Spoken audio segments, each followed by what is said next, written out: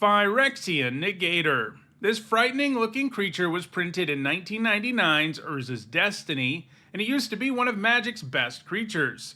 It was highly successful in multiple 60-card formats, and won players a whole lot of games from the late 1990s to the early 2000s. However, the Negator is a creature that looks downright awful to today's players, and most of today's players weren't around in the late 1990s and early 2000s, so they have no idea how great Phyrexian Negator used to be, or even how it could ever have been a remotely good card. So that begs the question, how good was Phyrexian Negator, actually? This video is sponsored by Card Kingdom. If you want Magic singles or sealed product, use my link in the description.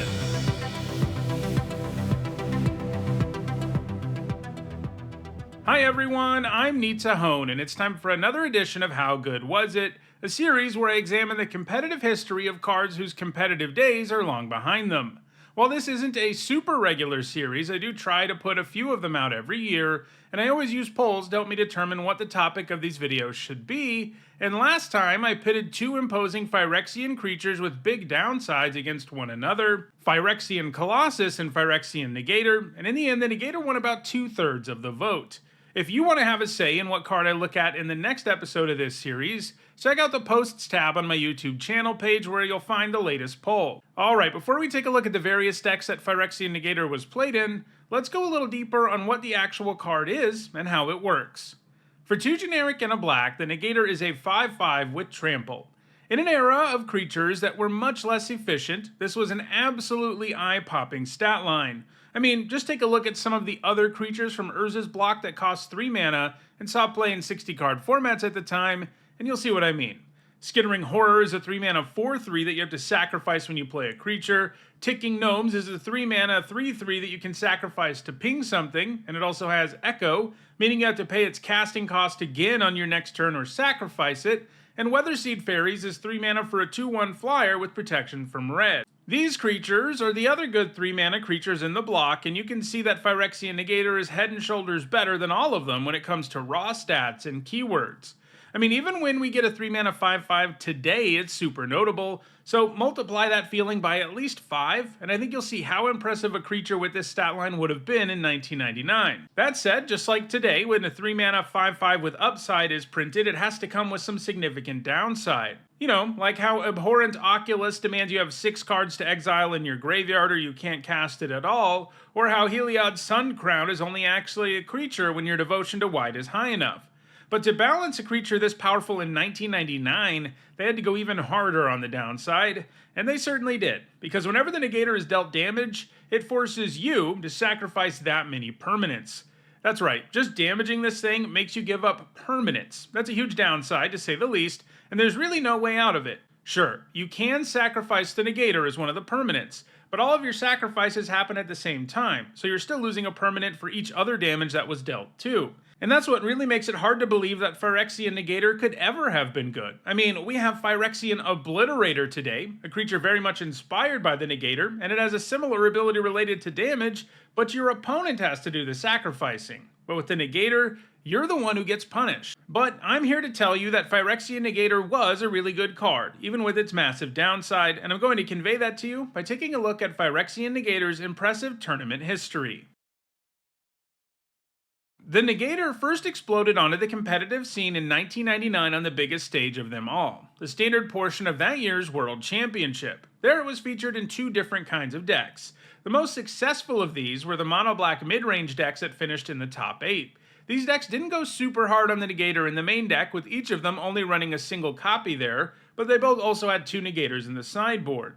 If you think of the Negator as a sideboard card, it makes a little more sense to today's players. After all, if you're going up against a deck that has very few creatures and or only runs removal that destroys or exiles, you don't really have to worry about the Negator's downside, and it just ends up being an excellent threat. And indeed, those are the kinds of matchups where the Negator would go up to a full 3 of in the main deck. But the very fact that both of these decks were packing 1 Negator in the main deck tells you it wasn't absolutely terrible in most of the matchups of the time, and it wasn't. The other big decks in the format were mono-green aggro and red Ponza decks running lots of cheap creatures, and even against them the Negator's downside was often worth it.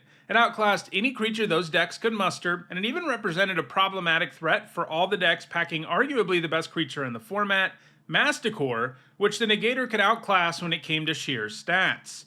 Part of the way these decks were able to mitigate against having to sacrifice permanents was by playing creatures like Ravenous Rats, which could gobble up a card up front, so sacrificing it to keep your Negator as a threatening presence on the board was well worth it. In general, the deck ran lots of disruption, like Duress and Stupor, which could also make it harder for your opponents to deal with any of your threats, including the Negator. There was also a lot of recursion in the deck, as is common with black, helping the deck keep permanents on the board. One of the most insane examples of this was Yawgmoth's Will, which could let you recast your entire graveyard in some cases, giving you lots of value in general, and being able to do that certainly makes it less painful to sacrifice your permanents. Of course, as is the case with any self-respecting black deck, there was also plenty of removal, which was a great way to back up the Negator and make sure the coast was clear for it to slam in for 5 damage at a time. But still, it's probably a stretch to call either of these decks Phyrexian Negator decks. It's more accurate to call these two decks, piloted by Jakob Slemmer and Gary Weiss, decks that ran the Negator, as opposed to Phyrexian Negator decks. However, there was one deck that did well at the tournament that we can call a Phyrexian Negator deck, which put up the 7th best record of any standard deck at the event, but its pilot Antoine Menard didn't do well enough in the other formats, so he missed the overall top 8. His deck was called Mono Black Suicide, and it was a full-blown aggro deck running lots of cheap, super efficient creatures from the time, their downsides be damned.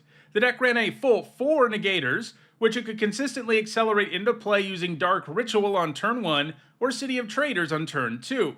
The Mono Black mid-range decks we looked at a moment ago could also play the Negator on turn 1, of course, since they were also packing the Ritual, but with only one Negator in the main deck, it wasn't the deck's main focus the same way it is in this one, where turn 1 Negator is pretty much this deck's plan A. While it's true that this would put your permanents at risk, it also meant your opponent was staring at a very quick clock that they had to do something about or lose.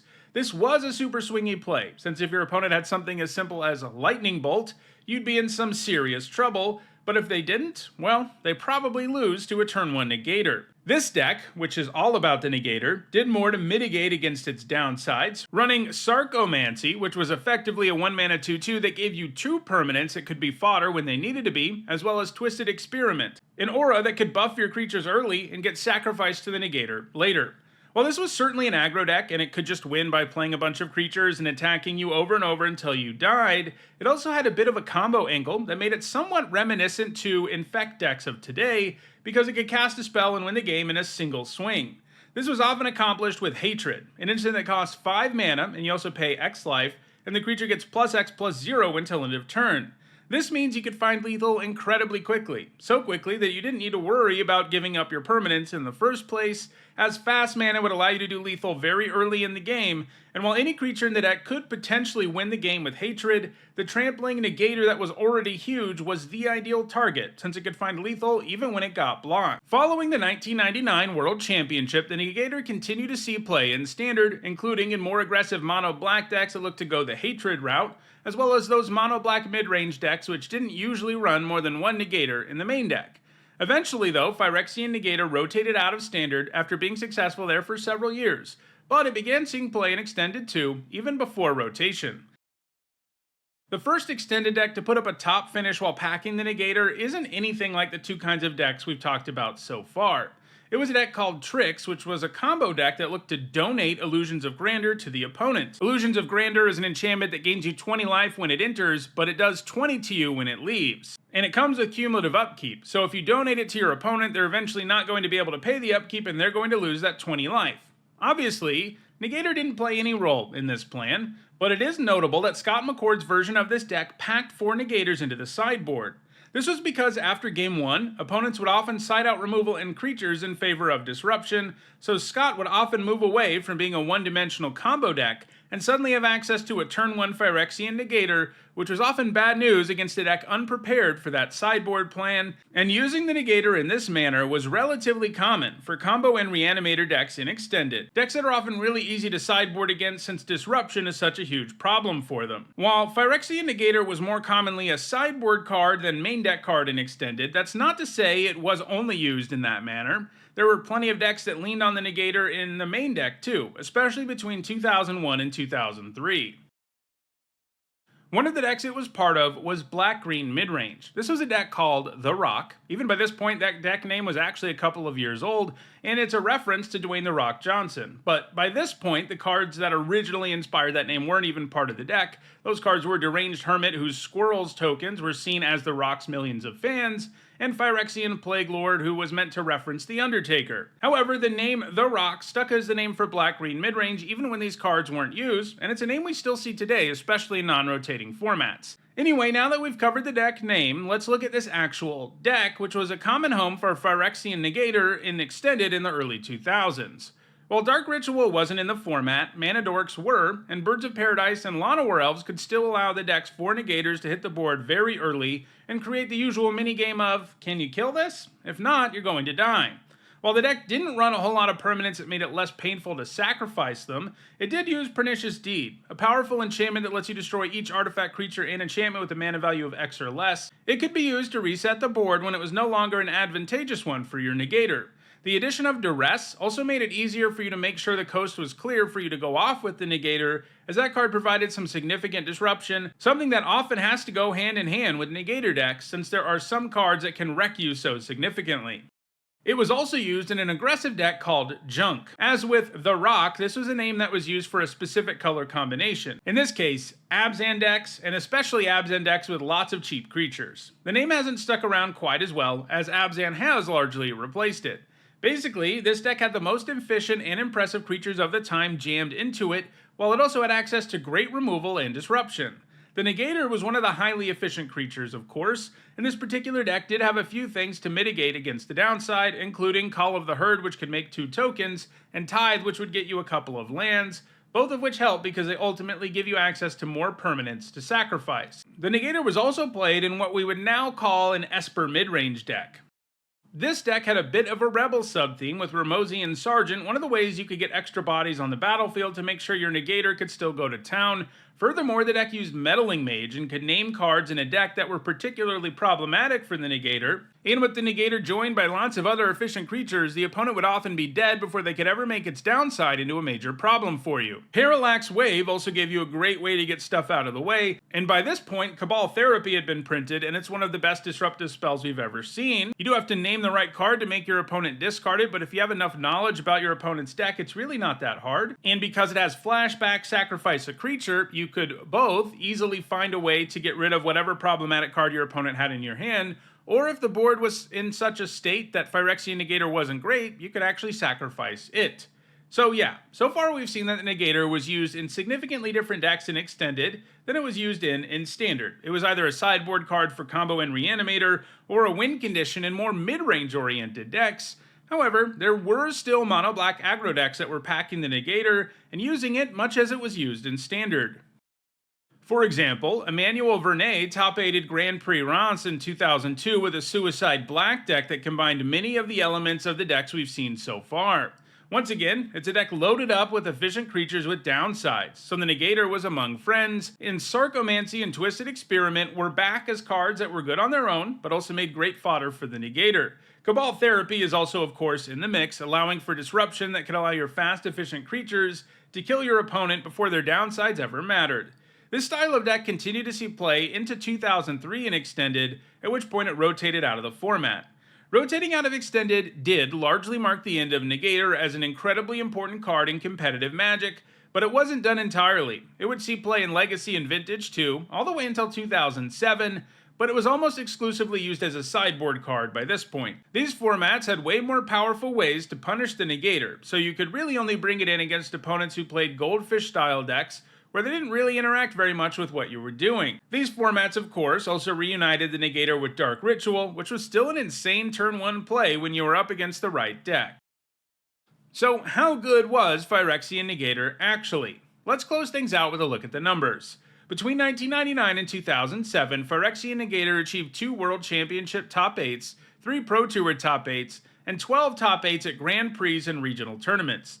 While it was a sideboard card for a little less than half of those decks, It was an incredibly important one for many of them, allowing combo decks and the like to operate on a completely different axis in Game 2 against the right opponents, and the other half of its successes, including its World Championship top 8s and Pro Tour top 8s, came with at least one copy of the card in the main deck. So while Phyrexian Negator looks like a terrible creature by today's standards, there was an 8-year stretch when it was very much a good card. This is because of how nasty it was on turn 1 with Dark Ritual, and because you could build your deck in such a way as to, well, negate its downside, or at least reduce it to some extent, either by running a lot of disruption, or lots of throwaway permanents that you could sacrifice to the Negator. It's unlikely it ever sees play again. After all, it hasn't since 2007, and it's way too risky in the Eternal formats these days, but I think it's important to remember just how good Phyrexian Negator used to be. So that does it for how good was Phyrexian Negator actually. If you enjoyed this video, please like it and share it so that others can enjoy it too. If you want to get your hands on a Phyrexian Negator because you'd like to own an important piece of Magic history, you should find a Card Kingdom link in the description. Thanks for watching.